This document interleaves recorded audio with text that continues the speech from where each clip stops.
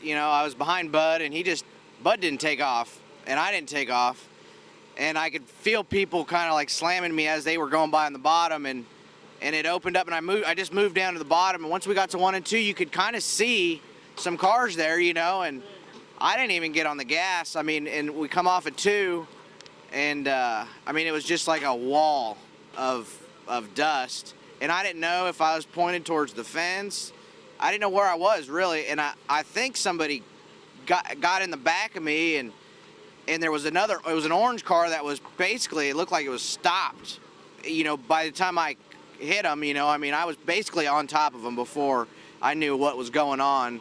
And, the thing just started flipping. And I don't think I've ever been so scared in a race car in my life. You're in this thing that's got 75 gallons of methanol in it.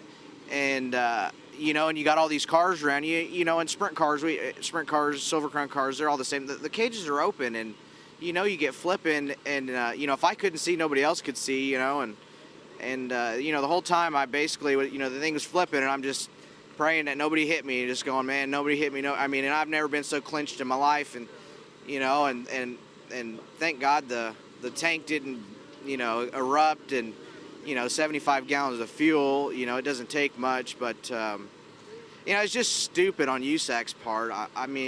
I hate to say it that way, but, it was a bad call. They should have they really should have sent a couple cars out there to hammer down and realize that, this wasn't going to work. It was a bad idea, and, but typical USAC, nobody's come down here and said anything to me, and they don't give a shit. They just don't. And, it's all about just going racing, and obviously I was stupid enough to keep out there. I should have pulled it in. My better sense said to pull it in. But, I'm a race car driver. This is what we do. We strap ourselves to these cars with knowing that, like Shane Mill got hurt here the last time we were here. We all know that getting into these cars, and we know we can get hurt. But it's a passion, and we love doing this stuff. And I'm in a good car. Stan Cortet has great stuff. And he's got Charlie Fisher Motors, and, he's got a good crew. He's got good help. And and what do? I'm not going to, he hired me to drive the car. I ain't going to just pull the thing in, but I should have.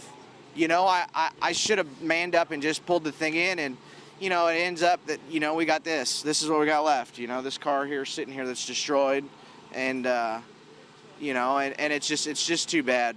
I don't even know. I'm at a loss of words, I just thank God that I'm all right, and that nobody else got upside down too, And, it's a day show, which is stupid to begin with. Stupid. Day shows don't work. That's why they don't run during the day.